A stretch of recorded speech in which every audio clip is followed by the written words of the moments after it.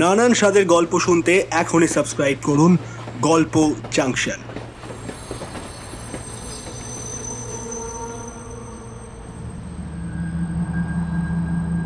গল্প জাংশন, গল্প শোনার প্রিয় স্টেশন। গল্প জাংশনের আজকের উপস্থাপনা শোয়েব বাশারের কলমে দুটি গল্প, রাত 11টার পরে এবং কুয়ো। শুরু হচ্ছে আজকের প্রথম গল্প, রাত 11টার পর।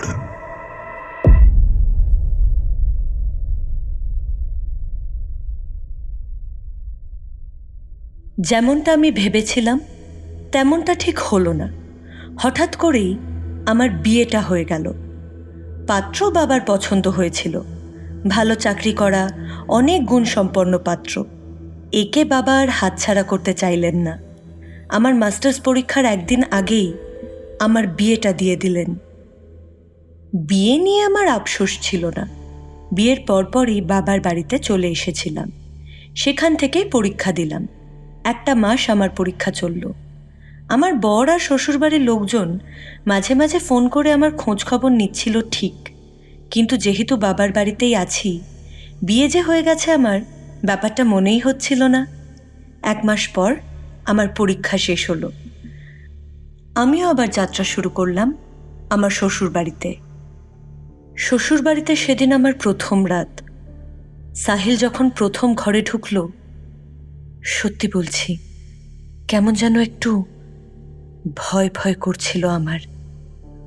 ও একদম নতুন মানুষ না আমার কাছে। 1 মাস ফোনে একটু আধটু কথা হয়েছে। ভয়টা তো আর থাকার কথা না, কিন্তু তবুও কেন যেন ভয় লাগছিল। সাহিল যখন এসে আমার পাশে বসলো, আমার ভয়টাও তখন একদম তুঙ্গে। কিন্তু আমাকে প্রচণ্ড রকম অবাক করে দিয়ে সাহিল বলল, চলো ঘুমিয়ে পড়ি। বলেই সে শুয়ে ভসভস করে নাক ডাকতে লাগলো। ঘড়িতে তখন মাত্র 11:15 বাজে। আমার কিন্তু অবাক হবার কথা ছিল না। সাহিল ব্যাপারটা আমাকে আগেই জানিয়েছিল। ফোনে বারবার করে বলেছিল, শোনো মিনু, আমার কিন্তু একটা অভ্যেস আছে, বদ অভ্যাসও বলতে পারো। আমি কিন্তু রাত 11টার আগেই ঘুমিয়ে যাই। কেউ আমাকে জাগিয়ে রাখতে পারে না। তোমার কিন্তু ব্যাপারটার সাথে একটু মানিয়ে চলতে হবে। আমি তখন বলেছিলাম, আচ্ছা, এমন অভ্যাস তো মানুষের থাকেই, তার সঙ্গে মানিয়ে চলার কোনো ব্যাপার না। আমি অবশ্য একটু রাত জাগি, সমস্যা নেই, মানিয়ে চলতে পারবো সাহিলের সাথে। কিন্তু আমাদের প্রথম রাতেই যে ও পড়ে পড়ে এভাবে ঘুমাবে, এটা কে জানতো? এমন রাত কি কখনো আমাদের জীবনে আসবে? আমার না খারাপ লাগছিল, খুব খারাপ। সেই রাতটা মোবাইল চালিয়ে চালিয়ে পার করে দিলাম। আমার প্রিয় একটা সিরিয়াল দেখছিলাম ইউটিউবে। সিরিয়ালটা আপনা আপনি চলছিল। কি যে হচ্ছিল আমার মাথায় ঢুকছিল না। মন খারাপ ব্যাপারটা আমার পুরো অস্তিত্বকে আচ্ছন্ন করে ফেলেছিল। পরের কয়েকদিনে আমি ওদের পরিবারের সাথে খুব সুন্দরভাবে মানিয়ে নিলাম। সাহিলের বাবা মা, মানে আমার শ্বশুর শাশুড়ি, খুবই চমৎকার মানুষ। আমাকে একদম তাদের নিজের মেয়ের মতোই মনে করেন। তাদের অবশ্য এক মেয়ে আছে, মাইসা। ও একদম আমার ন্যাওটা হয়ে গেল। সাহিলের সাথে থাকার সময়টুকু বাদে বাকি পুরোটা সময় সে শুধু আমার পিছু পিছুই ঘোরে। সবই ঠিক চলছিল, তবে সাহিলের এই রাত 11টার আগে ঘুমানোর ব্যাপারটা বুঝতে পারছিলাম না। ওদের পরিবারের অন্যান্যরা কিন্তু স্বাভাবিক সময়ে ঘুমায়, মানে 11টা 12টা, প্রয়োজন পড়লে 1টা 2টো। আর মাইসা তো আমার মতো রাতের প্যাঁচা। তবুও সাহিলের এই অভ্যাসটা কেন হলো ধরতে পারলাম না। ওকে বেশ কয়েকবার আমি জিজ্ঞাসা করেছিলাম, ও কোনো উত্তর দেয়নি। আমার বড় বোনের মেয়ের জন্মদিন, আমার পুরো শ্বশুরবাড়িকে দাওয়াত করেছে। মাইসার এ সময় পরীক্ষা চলছে, ও যেতে পারল না। ওর জন্য আমার শ্বশুর শাশুড়িও গেলেন না। আমি আর সাহিলই শুধু গেলাম। জন্মদিনের অনুষ্ঠান শুরু হতে হতে একটু দেরি হচ্ছিল। দুলাভাই কেকের অর্ডার আনতে গিয়ে দেখেন কেক তখনও বানানো হয়নি, তাই নিজে বসে থেকে কেক বানিয়ে এনেছেন। 9:30 মতো বেজে গেছে, 10টার দিকেই খাওয়া দাওয়া শুরু হবে। এর মধ্যে সাহিল বলল, চলো চলো। আমি অবাক হয়ে বললাম, আর একটু থাকি, কেকটা অন্তত কেটে যাই। না না, কেক আনতে অনেক দেরি হয়ে যাবে, রাত 11টার আগেই ঘুমোতে হবে আমাকে, চলো। একটু দেরি হলে কি হবে, একদিন না হয় আজকে 11টার পরেই ঘুমাবে, একটু থাকো না। না না, 11টার আগেই ঘুমোতে হবে আমাকে। তাহলে এখানেই ঘুমোবে, সকাল সকাল উঠে বাড়িতে চলে যাব। আরে বাবা না, এখানে চিৎকার চেঁচামেচিতে ঘুম হবে না। আমি যতই জোর করতে থাকি সাহিল শোনে না। শেষে আমি রেগে গিয়ে বললাম, তোমার এতই যদি যাওয়ার ইচ্ছে থাকে তুমি চলে যাও, আমার ভাগ্নির জন্মদিন, ও একদম আমার নিজের মেয়ের মতো, ওর কেক কাটা না দেখে আমি কোথাও যাব না। সাহিল আমাকে প্রচণ্ড অবাক করে দিয়ে আমাকে রেখেই চলে গেল। আমার যে কি খারাপ লাগছিল তখন। এত এত আত্মীয় স্বজন সবাই জিজ্ঞাসা করছে জামাই কেন চলে গেল। সত্যি কথা তো আর বলা যায় না, তাই বলে দিলাম ওর একটা জরুরি কাজ আছে অফিসে ভোরবেলায়, রাতে আগে আগে ঘুমোনো দরকার, তাই চলে গেছে। পরদিন আমি আর আমার শ্বশুরবাড়িতে গেলাম না। সাহিল ফোনের পর ফোন দিতে লাগলো, আমি ওর ফোন ধরলামই না। দুপুরবেলার দিকে উল্টে ফোন বন্ধ করে দিয়ে বসে থাকলাম। সাহিল এলো বিকেলে, অফিস শেষ করে দৌড়ে দৌড়ে এসেছে। এসেই বলল, প্লিজ রাগ করে থেকো না, বাসায় চলো, তুমি না থাকলে ভালো লাগে না। আমি রেগে গিয়ে বললাম, ঢং করবে না, এতই যদি আমাকে ছেড়ে ভালো না লাগে তাহলে আমাকে ফেলে চলে গিয়েছিলে কেন কালকে রাতে? তুমি ব্যাপারটা বুঝতে পারছো না। কি বুঝতে পারছি না? তুমি বুঝালেই বুঝবো। না, তুমি হাসবে। আমি হাসি কাঁদি যা ইচ্ছে তাই করি, তুমি বলো। তাহলে বাসায় গিয়ে বলি? না, এখনই বলো। সাহিল অনেকক্ষণ মাথা নিচু করে থেকে বলল, আমি রাত 11টার পরে জাগলে কারা যেন আসে। আমি ওর কথা শুনে অবাক হয়ে গেলাম। আবার জিজ্ঞাসা করলাম, কি হয়? কারা যেন আসে। কে আসে? চোর? না না, চোর না, মানুষ না, ওরা ওরা অন্য কিছু। আমি হাসবো না কাঁদবো সত্যি বুঝতে পারছিলাম না। কি বলে ওইসব? একটা প্রাপ্তবয়স্ক মানুষ এ ধরনের কথাবার্তা বলছে, ভাবা যায়? তুমি কি সত্যিই বলছো? আমার সাথে ফাজলামি করছো না তো? না, ফাজলামি কেন করব? কেন আসে ওরা? জানি না। কবে থেকে আসে? অনেক আগে থেকে। পুরো ব্যাপারটা বলো তো, আমি বুঝতে পারছি না। তোমাকে পুরো ব্যাপারটাই বলছি। আমি তখন খুব ছোট, আমার দাদি তখন বেঁচে ছিলেন। দাদির সাথেই ঘুমাতাম আমি। দাদি অনেক গল্প বলতেন, আর বেশিরভাগই ভূতের গল্প। গল্পগুলো শুনতে শুনতে রাত হয়ে যেত। আমি আমি আমি আমি ঘুমোতে চাইতাম না। সকালে স্কুলের জন্য উঠতে দেরি হয়ে যেত। এবার আব্বু আম্মু এজন্য আমাকে খুব বকাবকি করতো। তারপর? তারপর এক রাতে এরকম আমি গল্প শুনছিলাম। একটা গল্প শেষ হওয়ার পর আমি বায়না করলাম আরও গল্প শুনবো। দাদি কিছুতেই শোনাবেন না। আমিও নাছোড়বান্দা, না শুনে ঘুমোবো না। শেষমেশ দাদি বললেন, তুমি যদি তাড়াতাড়ি না ঘুমাও তাহলে কিন্তু ওরা আসবে। কারা আসবে? আমি এতদিন যাদের গল্প বলেছি তারা। আমি হেসে ফেলে বললাম, মজা করছো দাদি? দাদি বলল, না, মজা করছি না, দেখবি ওরা আসবে। বলেই দাদি আমার কানের কাছে মুখ নিয়ে বিড়বিড় বিড়বিড় করে কি একটা যেন বলল।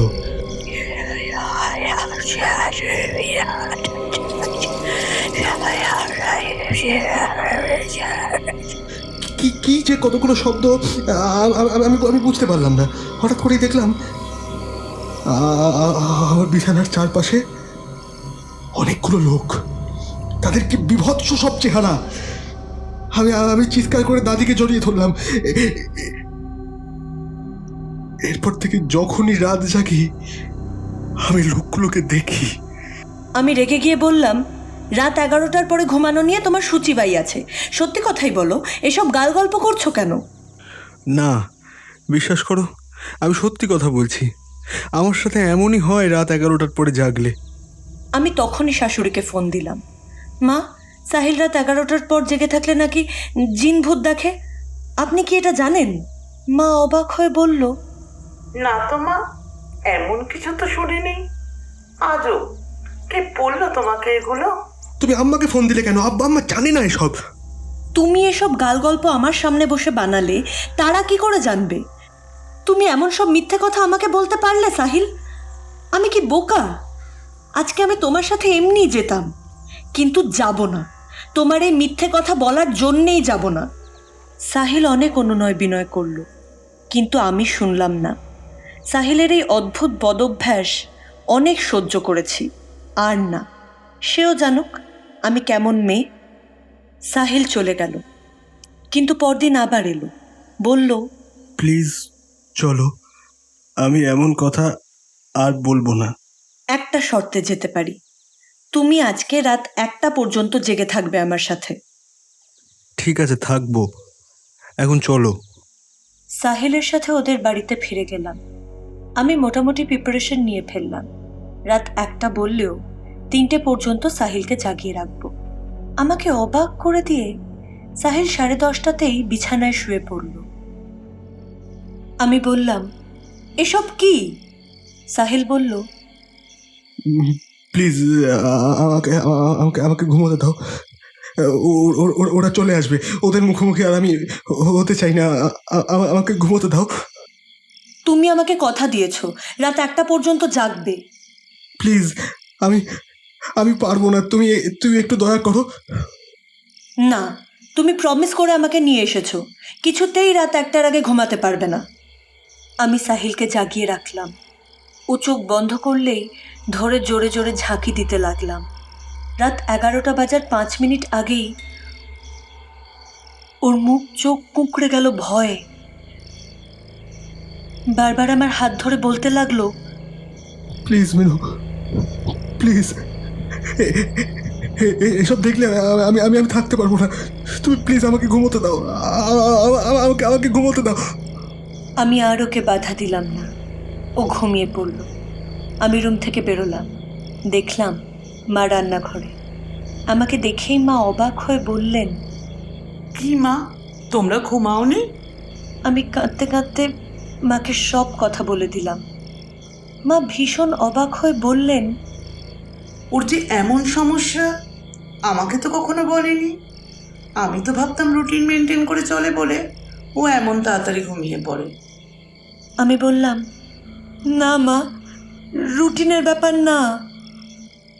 মা বললেন, ও যে দাদির কথা বলল, আমার শাশুড়ি মা নিজেও তো রাত 12টার পরে ঘুমোতেন। এমন কিছু তো তার কাছেও শুনিনি। আমি বললাম, আপনার শাশুড়ি কি অমন জিনভূত আনতে পারতেন? মা হেসে ফেলে বললেন, ধুর বোকা, এমন হয় নাকি? তবে শুনেছিলাম আমার শাশুড়ির বাবা নাকি ওঝা টাইপ ছিলেন, কি কি ঝাড়ফুঁক করে বেড়াতেন। ওই বাড়িতে আমার শ্বশুরের বিয়ে হওয়ার কথা ছিল না, শুধু আমার শাশুড়ি মা দেখতে ভীষণ সুন্দর ছিলেন, তাই বিয়েটা হয়েছিল। মা, সাহিলকে ডাক্তার দেখানো দরকার। মা হঠাৎই গম্ভীর হয়ে বললেন, এই সামান্য বিষয়ে ডাক্তার কেন দেখাবো? ও কি পাগল? পাগল তো বলিনি, হয়তো কিছু সমস্যা আছে। একজন ডাক্তার দেখানো। না, ওকে ডাক্তারের কাছে নেবার দরকার নেই, ও এমনিই ভালো হয়ে যাবে। আমার শাশুড়ি পরের কয়েকটা দিন ছেলেকে নিয়ে পড়লেন। যে কোনোভাবেই হোক তিনি ছেলেকে রাত 11টার পর জাগিয়ে রাখবেন। লাভ হলো না। সাহিল 10টা বাজার আগেই ঘুমিয়ে যেতে লাগলো। আমি বুঝলাম এভাবে হবে না। আপুর সাথে কথা বলে ওকে একজন ডাক্তার দেখিয়েই ফেললাম, যদিও শ্বশুরবাড়ির কেউ জানলো না। ডাক্তার সব শুনে বললেন, ওটা কোনো ব্যাপার না। ছোটবেলায় দাদির কাছে শোনা ভয়ের গল্পগুলো তার মস্তিষ্কে প্রভাব ফেলেছে, তাই তিনি সেসব কিছু বাস্তবে দেখছেন। কয়েকটা সেশন করতে হবে। প্রতি মাসে প্রথম ও তৃতীয় শুক্রবার আসবেন আমার চেম্বারে, আর কয়েকটা অ্যান্টি ডিপ্রেসিং মেডিসিন দিচ্ছি, নিয়মিত খাবেন। আমার তো ডিপ্রেশন নেই। অবশ্যই আছে, সব কিছু শুরুই তো ডিপ্রেশন থেকে।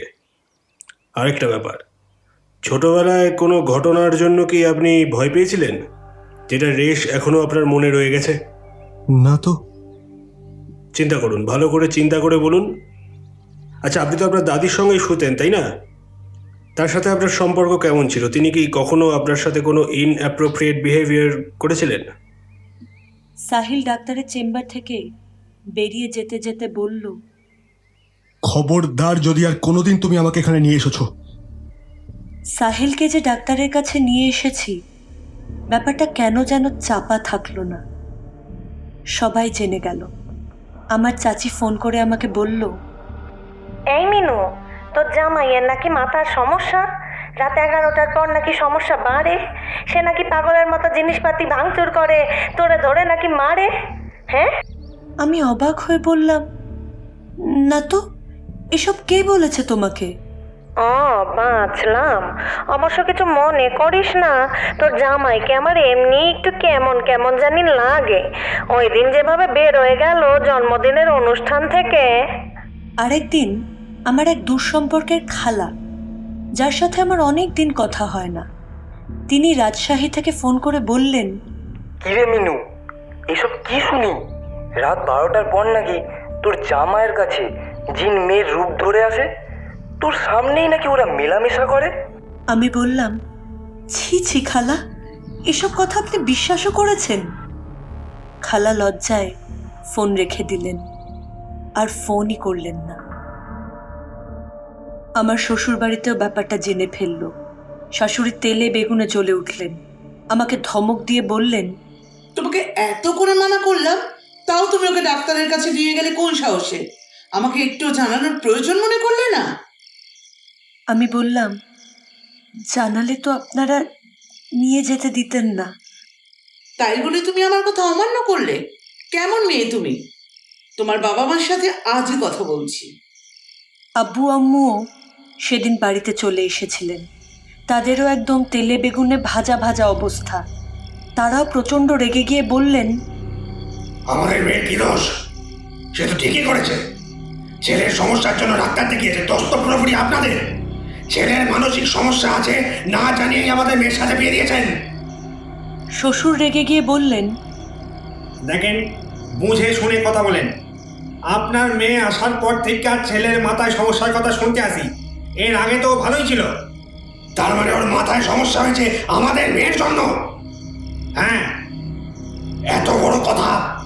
আমরা নিয়ে যাই আমাদের মেয়েকে। পাগল ছেলের সাথে সংসার করার কোনো দরকার নেই। যান যান, নিয়ে যান। ছেলের মাথাটা খারাপ হয়েছে আপনার মেয়ের জন্য, গেলে আমার ছেলেটা বাঁচবে। যান যান। এই ঝগড়াঝাটির মধ্যেও সাহিল চুপ করে দাঁড়িয়েছিল, একটা কথাও বলছিল না। আমি সবাইকে বললাম, প্লিজ আমার কথাটা একটু শুনুন। সবাই আমার দিকে তাকালো। আমি বললাম, আজকের রাতটা শুধু আমাকে সময় দিন। আজকে রাতে আমি সাহিলের সাথে থাকবো, ওকে রাত 11টার পরেও জাগিয়ে রাখবো। আমি ওর কাছে প্রমাণ করে দেব যে ও যেসব জিনিস দেখছে তা কেবল ওর মনের কল্পনা। প্লিজ প্লিজ একটা রাত সময় আমাকে দিন। আম্মু বলল, লাভ হবে না, চিকিৎসা ছাড়াও ভালো হবে না। তুই একটা রাত থাকতে চাইছিস, থাক। ও তো রাত 11টার পরেই ঘুমিয়ে পড়বে, তারপর তুই ব্যাগ গুছিয়ে ফেলিস। কাল সকালে তোর আব্বু এসে তোকে নিয়ে যাবে। রাত 11:15। আমি আর সাহিল বসে আছি আমাদের ঘরে, চুপচাপ, আর কেউ নেই। আমি সাহিলকে বললাম, সাহিল, তুমি আমাকে ছেড়ে থাকতে পারবে না। আমি জানি জানি, আমিও তোমাকে ছেড়ে থাকতে পারবো না। সাহিল আমার দিকে তাকালো, তার চোখেও জল। আমি বললাম, প্লিজ আজকের দিনটা আমায় সাহায্য করো। আমি প্রমাণ করে দেব যে ভূত প্রেত কিচ্ছু নেই, সব তোমার মনের কল্পনা। তোমার দাদি এক অলীক ভয় ঢুকিয়ে দিয়েছিল তোমার মনে। একটু বিশ্বাস রাখো আমার উপর। সাহিল নীরবে মাথা নাড়ল। আমরা দুজনে বসে আছি চুপচাপ। ঘড়ির কাঁটা রাত 11টার দিকে এগোচ্ছে। আমি নীরবে তাকিয়ে আছি সাহিলের দিকে। ওর মুখটা আস্তে আস্তে পাল্টে যাচ্ছে। ভয়ের একটা ছাপ ফুটে উঠছে তার মুখে। ঘড়ির কাঁটা রাত 11টা পেরোলো। সাহিল চোখ বন্ধ করে বসে আছে। 11টা 5, 11টা 10। আমাদের ঘরে আর কিচ্ছু আসেনি, কেবল আমরা দুজন, আর কেউ নেই। চারদিক শুনশান, নিস্তব্ধ, যেন বিশ্ব চরাচরে আমরা দুজন বাদে আর কেউ নেই। আমাদের নিঃশ্বাসের শব্দই রয়েছে শুধু আমাদের ঘরটায়। আর ঘড়ির টিকটিক 11টা 15, 11টা 20। সাহিল চোখ মেলে তাকালো। আমিও ওর চোখের দিকে তাকালাম। ওর চোখে ভয়ের রেশ কেটে যাচ্ছে। আমি বললাম, সাহিল, দেখলে তো, সত্যি কিছু নেই, সব তোমার মনের কল্পনা। সাহিল মাথা নিচু করে বলল, আমি যে দেখতাম। শুধু তুমিই দেখতে, না তোমার দাদিও দেখতেন? দাদিও দেখতো। ভুল, তোমার দাদি দেখতেন না, তিনি রাত জাগতেন। তোমার মা দেখেছে। দাদি দোয়া জানতেন, যেই দোয়া পড়লে ওরা চলে যায়। সেই দোয়া দাদি তোমাকে শেখাননি কেন? শেখাতে চেয়েছিলেন। তুমি শেখনি কেন? যেদিন দোয়া শেখাবেন বলেছিলেন সেদিন তিনি মারা যান।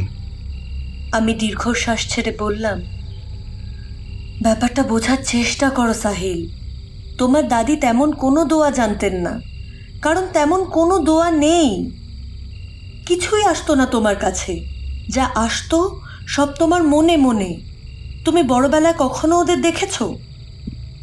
না, শেষ দেখেছিলাম ক্লাস 10-এ থাকতে, এসএসসি পরীক্ষার 2 দিন আগে, রাত জেগে পড়ার সময়।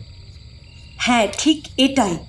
সে সময় পরীক্ষার টেনশনে তোমার মন দুর্বল ছিল, তাই এসব উল্টোপাল্টা দেখেছো। এসব কিচ্ছু নেই, দেখলেই তো এতক্ষণ আমরা জেগে বসে আছি, কিচ্ছু তো এলো না। সাহিল চুপ করে আছে।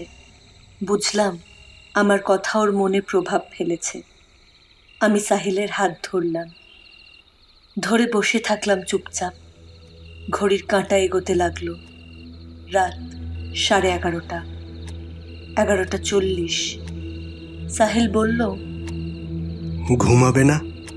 না, আমাদের বিয়ের প্রথম রাতটা আমরা জাগতে পারিনি। আজ জাগবো, সারা রাত গল্প করব। সাহিল তাকালো আমার দিকে। ওর মুখে হাসি, হাসিটা কি ভীষণ সুন্দর। আমি খুব করে প্রেমে পড়লাম ছেলেটার। সাহিল বলল, একটু তোমার হাত ধরে বসে থাকি, ভালো লাগছে। থাকো, সমস্যা কোথায়?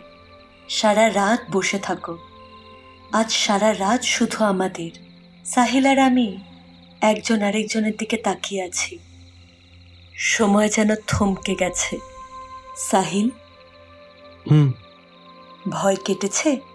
হুম কালকে তাহলে আমি চলে যাই? না, তুমি যেতে পারবে না। বাবা নিয়ে যাবে তো? আমি যেতে দেব না। বাবার সামনে দাঁড়াতে পারবে? পারবো। বাহ, বীরপুরুষ তো। বীরপুরুষ আমার। এবার আমার সাথে গল্প করুন। কি গল্প? যা ইচ্ছে তাই। তোমার গল্প, তোমার ছোটবেলার গল্প, দাদির গল্প। দাদির গল্প? দাদি অনেক ভয়ঙ্কর ভয়ঙ্কর গল্প বলতেন। মরা মানুষ উঠে আসার গল্প, লাশ উধাও হয়ে যাওয়ার গল্প। সব গল্প নাকি সত্যি। ভূতের গল্প? আমি ভূতের গল্পই শুনব। আমরা হব ইতিহাসের প্রথম দম্পতি যারা ভূতের গল্প বলে রাত কাটিয়েছে। তুমি গল্পগুলো দাদির কাছ থেকেই শুনতে পারবে, কি কিভাবে? কারণ দাদি ফিরে এসেছেন। আমি ভাবলাম সাহিল মজা করছে, কিন্তু না, ওর মুখে মজা করার কোনো অনুভূতি নেই। সেখানে ভয়ের ছাপ। ওর পুরনো ভয়টা ফিরে এসেছে। ও তাকিয়ে আছে আমার পিছনের দিকে। ওর দেখা দেখি আমিও পিছনে তাকালাম। যা দেখলাম তাতে ভয়ে, বিস্ময়ে, আতঙ্কে আমার সারা শরীর জমে গেল।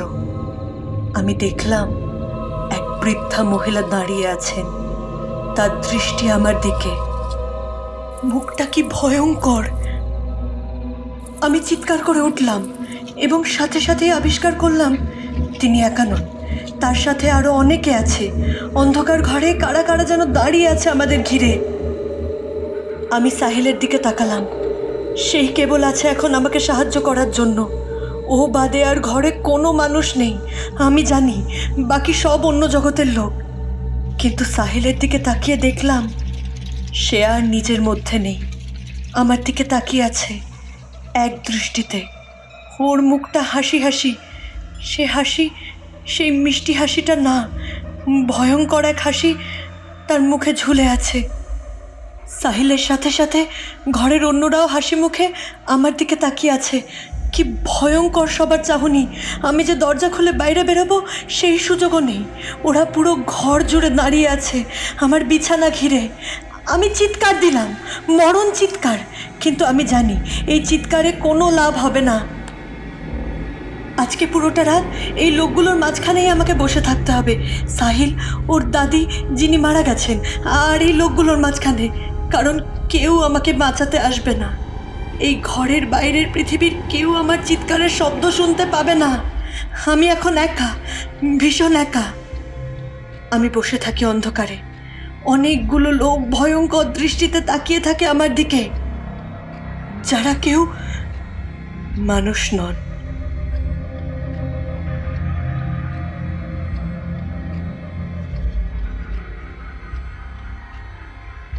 শুনলেন শোয়েব বাশারের কলমে রাত 11টার পরে। সাহিলের ভূমিকায় সম্রাট মজুমদার, গল্প পাঠে ও মিনুর চরিত্রে আমি অবন্তিকা বিশ্বাস।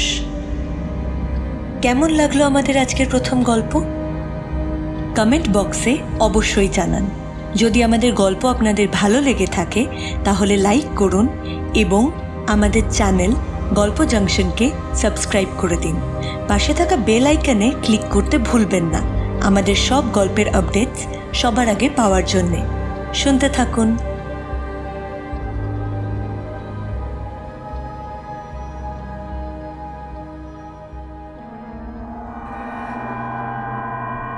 শুরু হচ্ছে আজকের দ্বিতীয় গল্প, কুয়ো।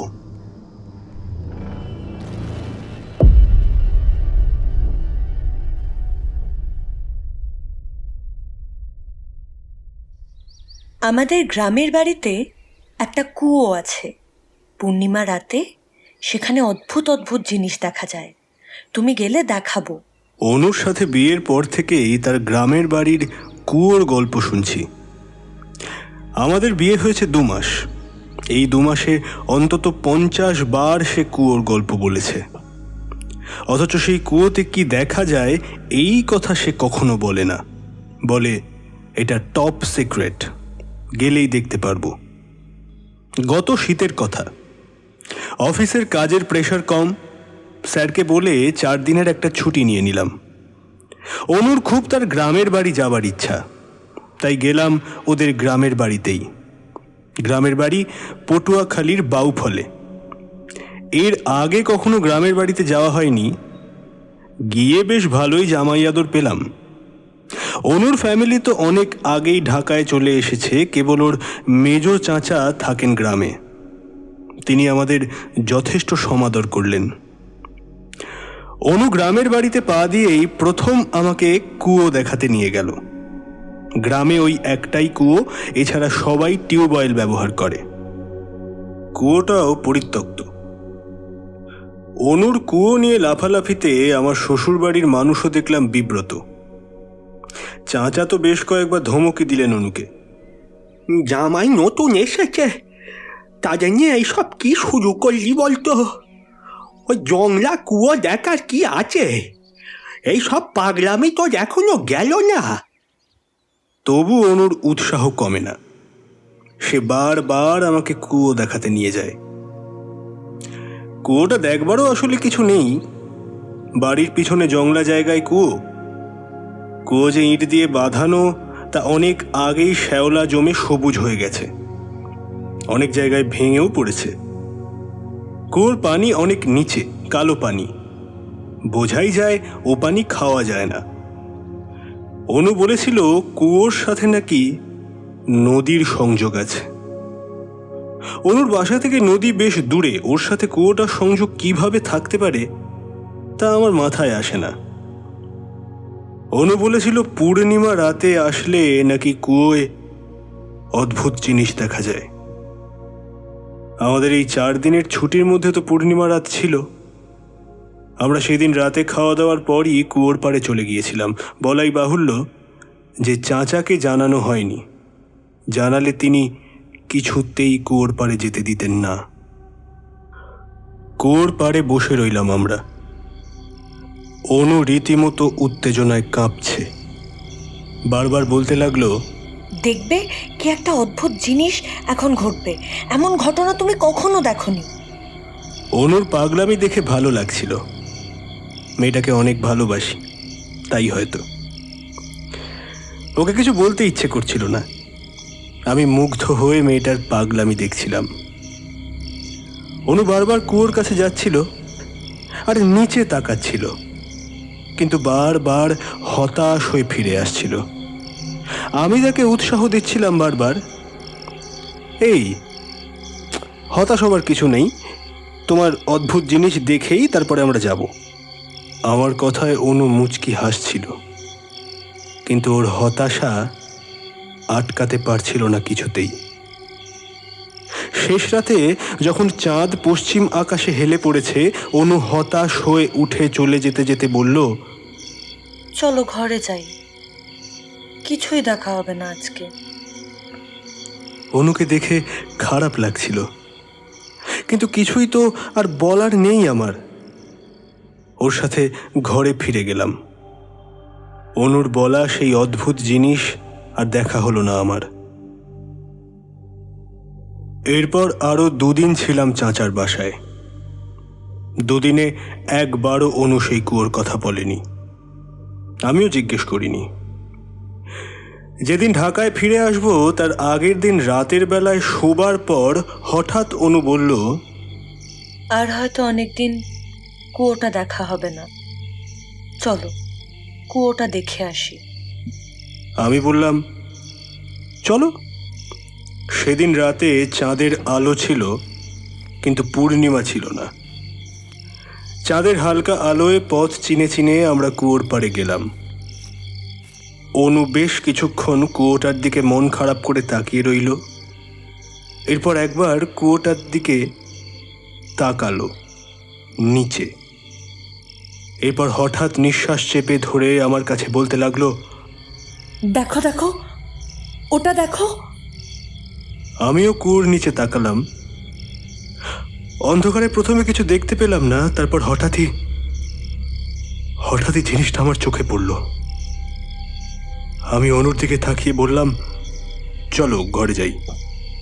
অনু বলল, দেখেছো? আমি বললাম, না, কি দেখব, চলো চলো ঘরে যাই। অনু মন খারাপ করে ঘরে গেল। ঘরে গিয়ে ঘুমিয়েও পড়ল। আমার রাতে আর ঘুম এলো না। পরদিন ঢাকায় ফিরছি। অনুর চাচা আমাদের লঞ্চঘাট পর্যন্ত এগিয়ে দিতে এসেছেন। অনুকে কেবিনে বসিয়ে আমি আর চাচা বাইরে এসেছি। চাচা আমাকে বললেন, মেয়েটার খেয়াল রেখো বাবা, এমনি একটু পাগলামি করে, কিন্তু ও কিন্তু অনেক ভালো। আমার ভাতিজি বলে বলছে না, ওর মতো মেয়ে কিন্তু সহজে পাবে না। ওর একটু খেয়াল রেখো বাবা, ওকে কখনো কষ্ট দিও না। আমি বললাম, জি চাচা, আমি সবসময় ওর খেয়াল রাখবো, কখনো কষ্ট দেব না। চাচা চোখ মুছে বললেন, মেয়েটার যে দুঃখ বাবা, আগে তো সহজে গ্রামে আসতেই চাইতো না, এখন তাও আসে। ওই ঘটনাটার পর অনেক দিনও গ্রামে আসেনি। আজকেও দেখলাম অনেক কষ্ট নিয়ে চলে যাচ্ছে। মনে হয় পুরনো কথা মনে পড়েছে। তুমি কিন্তু ওর দুঃখ ভোলানোর চেষ্টা করো বাবা। মেয়েটাকে এমন দুঃখী দুঃখী দেখলে আমার বড় খারাপ লাগে। আমি অবাক হয়ে বললাম, কি দুঃখ চাচা? আমি তো কখনো শুনিনি। চাচা নিজেও অবাক। সে কি, তোমাকে কেউ বলেনি? হায় হায়, কি বলো? আমি তো জানি তুমি সব জানো। না তো চাচা, আমি কিছুই জানি না। আপনি প্লিজ বলবেন। চাচা একটা দীর্ঘশ্বাস ছেড়ে বললেন, অনুর এক ভাই ছিল, তুমি মনে হয় জানো। ছোটবেলায় দুজন একদম পিঠোপিঠি ছিল। গ্রামে আসলেই তারা দুজন খুব চঞ্চল হয়ে যেত, এখানে ওখানে ছুটোছুটি করে বেড়াতো। ওদের বেশিরভাগ খেলা হতো কুয়োর পাড়েই। কুয়োটার প্রাচীর দেয়াল উঁচু ছিল, আমরাও তাই ওদের নিয়ে ভয় পেতাম না। কিন্তু এক পূর্ণিমা রাতে আমরা বাড়ির সবাই উঠোনে বসে গল্প করছি, হঠাৎ অনু ছুটে এলো, কাঁদতে কাঁদতে বলল তার ভাই নাকি কুয়োর ভেতরে পড়ে গেছে। ওর ভাই কিভাবে কুয়োর ভেতর পড়লো আমরা জানি না, কিন্তু সেই রাতেই লোক নামিয়ে অনেক খোঁজাখুঁজি হলো। ওর ভাইকে কিন্তু পাওয়া গেল না। অনুকে অনেকবার জিজ্ঞেস করা হলো, কিন্তু ও একটা কথাই খালি বলে, ওর ভাই কুয়োতে পড়ে গেছে, ওর ভাই কুয়োতে পড়ে গেছে। শেষে কুয়ো বাদ দিয়ে পুরো গ্রামেই খোঁজা হলো ওর ভাইকে, কিন্তু তার ভাইয়ের কোনো হদিশ পাওয়া গেল না। আজ পর্যন্ত পাওয়া যায় নাই। সেই রাতের পর থেকে অনু কেমন যেন হয়ে গিয়েছিল বাবা। পূর্ণিমা রাত হলেই সে কুয়োর পাশে গিয়ে বসে থাকতো, বলতো তার ভাই নাকি কুয়ো বেয়ে উঠে আসে। আমরা অনেকবার তাকে মানা করেছি, বলেছি এগুলো সব তার কল্পনা, কিন্তু সে কিছুতেই মানতো না। শেষমেশ আমরা হাল ছেড়ে দিলাম। এরপর অনু বড় হলো, আগের পাগলামি একটু কমলো, কিন্তু মাঝে মাঝে তাও বাড়িতে আসলে ওই ওই ওই ওই ওই পূর্ণিমা রাতে কুয়োর পাশে গিয়ে বসে থাকে। ওর ভাইকে আর কখনো দেখেছে কিনা এটা আর বলে না। আমাদের ধারণা দেখে না। ছোটবেলার কল্পনা তো বড় হলে থাকে না। এখন তো মনে হয় পূর্ণিমায় কুয়োর পাড়ে যাবার পাগলামিও বন্ধ হয়েছে। তোমরা এই কদিন যে আমাদের বাসায় ছিলে, এর মধ্যে তো পূর্ণিমা ছিল। অনু তো কুয়োর পাড়ে যায়নি বাবা, তাই না? আমি বললাম, না।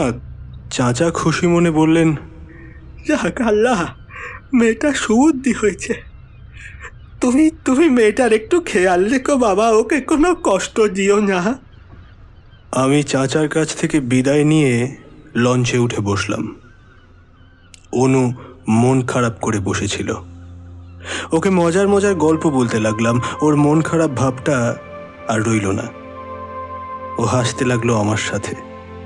ওর হাসি মুখ আমি মুগ্ধ হয়ে দেখতে লাগলাম। অনুকে যে ভীষণ ভালোবাসি, তাই ওকে একটু কষ্ট দিতে চাইনি আমি। এই জন্যই ঠিক করেছি কুয়োর ব্যাপারটা কোনো দিন তুলব না। জিনিসটা আস্তে আস্তে তার মাথা থেকে বের করে দেব। নইলে সেদিন রাতে কি দেখেছিলাম আমি অনুকে বলতাম যে সেই রাতে আমি সত্যি সত্যিই একটা বাচ্চা ছেলেকে দেখেছিলাম, যে কুয়ো বেয়ে আস্তে আস্তে উপরের দিকে উঠে আসছিল। তার সারা গায়ে ছিল শ্যাওলা, মুখে ছিল হাসি, ভয়ানক এক হাসি। এমন ভয়ানক হাসি আমি আর কারো মুখে কখনো দেখিনি। অনুকে ওই ছেলেটার কথা আমি কখনো বলবো না, কোনো দিনও না।